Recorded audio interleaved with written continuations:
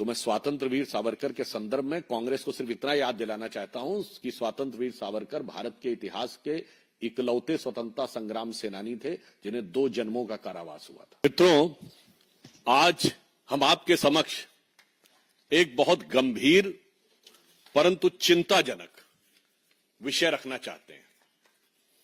जैसा आप सभी ने अभी मीडिया में देखा होगा कि दिल्ली में 5,600 करोड़ रुपए की ड्रग्स बरामद हुई हैं। यह क्वांटिटी इसलिए महत्वपूर्ण है कि यूपीए के शासनकाल में 2006 से 13 के बीच में सिर्फ 768 करोड़ रुपए की ड्रग्स की बरामदी हुई थी पूरे भारत में। यह वो दौर था 768 करोड़। यह वो दौर था जब मुंबई से लेकर पंजाब तक ड्रग्स की गिरफ्त में था। और अगर एक जगह पे 5,600 करोड़ रुपए की ड्रग्स पकड़ी गई है, और यह भी बता दूं 14 से 22 के बीच में हमारी सरकार ने 22,000 करोड़ रुपए की ड्रग्स पकड़ी, उससे अधिक चिंता की बात यह है कि इसका जो मुख्य आरोपी है, जो किंगपिन है, जिसका नाम तुषार गोयल है, जिसका डिक्की गोयल के नाम से सोशल मीडिया अकाउंट है, वो इंडियन यूथ कांग्रेस के आरटीआई सेल का चीफ है। बहुत गंभीर बात है। यानी अब यह बात साफ हो रही है कि राहुल गांधी की मोहब्बत की दुकान में अभी तक नफरत के सामान तो दिख रहे थे, अब नशे का सामान भी मिलने लगा है। और यह बात हम आपके समक्ष केवल आरोप लगाने के लिए नहीं कह रहे हैं। हमारे पास वो इंडियन यूथ कांग्रेस के में मुख्य आरोपी तुषार गोयल का अपॉइंटमेंट लेटर है। ये 24 मार्च 2022, और महत्वपूर्ण बात यह है कि इस अपॉइंटमेंट लेटर में राहुल गांधी जी और सोनिया गांधी जी का भी जिक्र है। मैं आपके समक्ष पढ़े दे रहा हूं। लिखा हुआ है कि dear mister Tushar, I hereby please to appoint you as chairman RTI Department of Delhi Pradesh Youth Congress with immediate effect. आगे की लाइन इंपॉर्टेंट है। Indian Youth Congress is confident that you will devote yourself time and energy further strengthening the organization with as the Congress party under the able and dynamic leadership of Sri Rahul Gandhi ji, Srimati Sonia Gandhi ji, Sri Krishna Allavar ji, in charge Indian Youth Congress, and Sri Srinivas BV, the president. अब बताइए, अब हमारा सीधे उनसे सवाल है, अगर ये आरटीआई सेल का चीफ था तो आज देश की हर जनता का श्री दीपेंद्र हुड्डा जी के साथ इनकी फोटो है।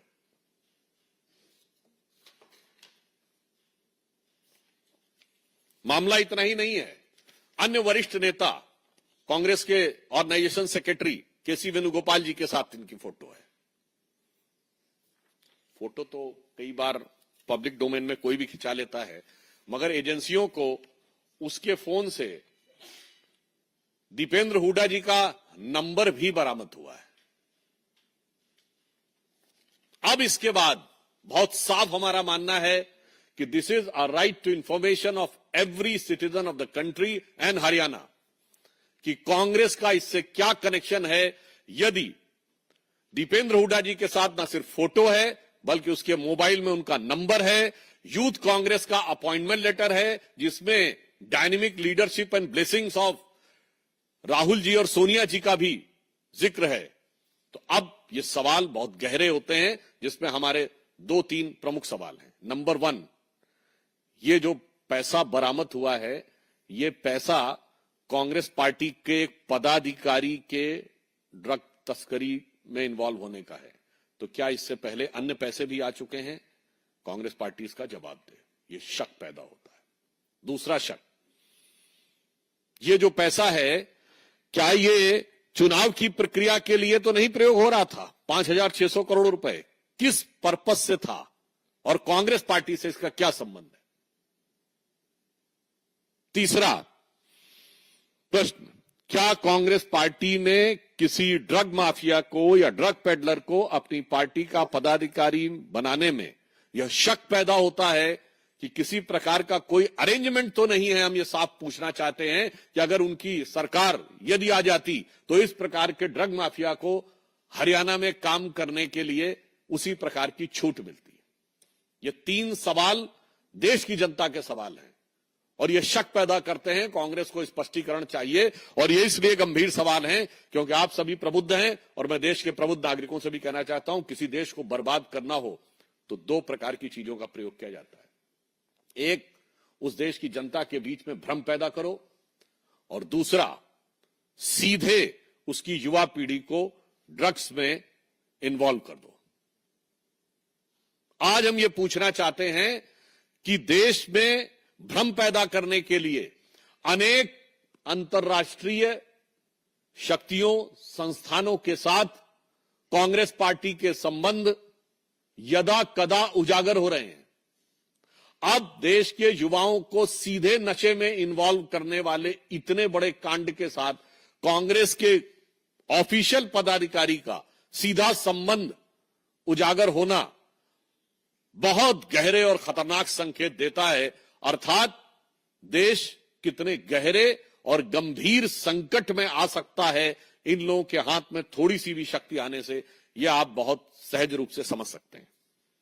तो हम इसलिए आज इस विषय के ऊपर गंभीर चिंता व्यक्त करते हुए पुनः अपने 3 सवाल कांग्रेस से दोहराते हैं। नंबर 1, इस मुख्य आरोपी तुषार गोयल जो कि कांग्रेस का पदाधिकारी है, जिसका नियुक्ति पत्र उपलब्ध है, उसका कांग्रेस के साथ किस प्रकार का संबंध है? सिर्फ राजनीतिक संबंध है या व्यवसायिक संबंध भी है? This relationship is only political और there is also a financial dimension involve. दूसरा, ये जो पैसा इन्वॉल्व हुआ है, क्या ये पैसे की जानकारी कांग्रेस पार्टी को है और क्या इससे पहले भी पैसे आ चुके हैं? तीसरा, इस प्रकार के लोगों को पार्टी में पदाधिकारी बनाकर क्या कांग्रेस ने ड्रग के किसी नेटवर्क के साथ कांग्रेस के कुछ नेताओं का क्या ऐसा अरेंजमेंट तो नहीं है कि उन्हें आश्वासन दिया हो कि यदि उनकी सरकार आएगी तो जैसे पंजाब ड्रग्स की गिरफ्त में आया वैसे ही हरियाणा को भी वो उसका मार्ग प्रशस्त करेंगे? और इस विषय में अधिक महत्वपूर्ण यह है कि कांग्रेस के सबसे सीनियर नेता हुड्डा परिवार को इस बारे में जवाब देना है, जो पूर्व मुख्यमंत्री रहे हैं और उनके बेटे कांग्रेस के युवा नेता हैं, उनके साथ फोटो और उनका नंबर। तो जवाब कांग्रेस पार्टी से चाहिए और जवाब हरियाणा कांग्रेस से चाहिए और जवाब हुड्डा परिवार से चाहिए। देखिए, पहले तो कांग्रेस के कर्नाटक सरकार के किन किन मंत्रियों के विवादित बयानों पर जवाब दिया जाए। चुनाव से पहले आपको याद हो कि वो डीके सुरेश ये बोल दिए थे कि टैक्स कलेक्शन ज्यादा होता है तो हम अलग हो सकते हैं। इनके पीडब्ल्यूडी मिनिस्टर हैं सतीश जारकीहोली, जब कार्यकारी अध्यक्ष थे तो बोले थे हिंदू शब्द गंदा है। खड़गे जी के बेटे हिंदू धर्म के बारे में क्या क्या बोल चुके हैं। अब रही बात सावरकर की, तो मैं स्वातंत्र वीर सावरकर के संदर्भ में कांग्रेस को सिर्फ इतना याद दिलाना चाहता हूं कि स्वातंत्र वीर सावरकर भारत के इतिहास के इकलौते स्वतंत्रता संग्राम सेनानी थे जिन्हें 2 जन्मों का कारावास हुआ था। चुनौती से कहता हूं कांग्रेस का कोई एक नेता बताए जिसको 2 जन्मों कारावास हुआ और उन्हें काला पानी हुआ था। मैं चुनौती से कहता हूं कांग्रेस का राष्ट्रीय अध्यक्ष स्तर का एक व्यक्ति बताए स्वतंत्रता आंदोलन में जिसे काला पानी हुआ हो। और जिस वर्ष में हुआ है, सावरकर जी को सजा 1910 में हुई। आप सब जाइए और चेक करिए 1910 में कांग्रेस का अध्यक्ष कौन था? William Wedderburn, secretary of the British government. British सरकार के हुक्मरान के पैरों तले बैठे थे 1910 में, जिस वर्ष ब्रिटिश सरकार वीर सावरकर को अपना सबसे बड़ा दुश्मन मानकर काला पानी की सजा दे रही थी। मुझे लगता है बस ये तथ्य काफी है ये बताने को कि जिन लोगों ने, जिनके कभी राष्ट्रीय स्तर के किसी नेता ने, आप बताइए, जो अंग्रेजों की गोली से मारा गया हो। नंबर 2, कांग्रेस का कोई राष्ट्रीय स्तर का नेता बताइए जिसको फांसी हुई हो। नंबर 3, कांग्रेस का कोई राष्ट्रीय स्तर का नेता बताइए जो काला पानी हुआ हो। नंबर 4, लाला लाजपत राय जी जो 1920 में कांग्रेस के अध्यक्ष थे, उनके अलावा राष्ट्रीय स्तर का एक नेता बताइए जिसको लाठियां पड़ी हो और लाठियों की वजह से वो गंभीर चोट की वजह से मारे गए हो। मगर उसके बावजूद जो ना लाठी खाए, ना गोली खाए, ना फांसी पे गए, ना काला पानी में गए, आजादी उन्होंने दिलाई, जिनके लिए मुझे वो पंक्ति याद आती है कि नौरंगिए सियासते दौरा तो देखिए कि मंजिल मिली उन्हीं को जो शरीके सफर न थे।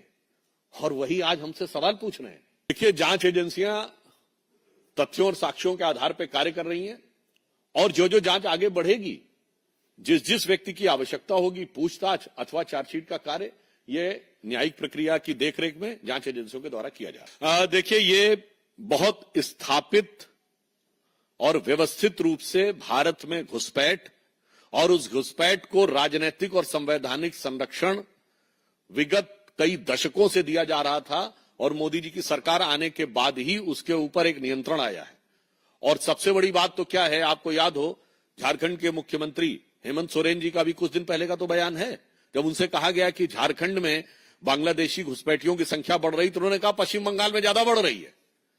तो पहली बात तो यह कि झारखंड की सरकार ने मान लिया कि उनके यहां बढ़ रही है और दूसरा यह भी स्थापित कर दिया कि इंडी गठबंधन का जो दूसरा राज्य है वहां सबसे ज्यादा बढ़ रही है।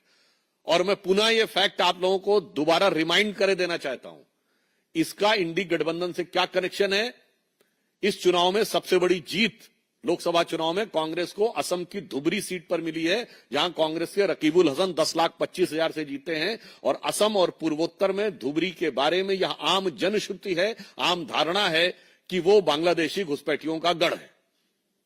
मैं सिर्फ ये कहूंगा कि जो शीश महल ने उनके अंदर के ख्वाबों को जिस तरीके से शीशे की तरह साफ कर दिया है, अब वो कुछ भी कर लें, मुझे लगता है अब वो बात बनने वाली नहीं है।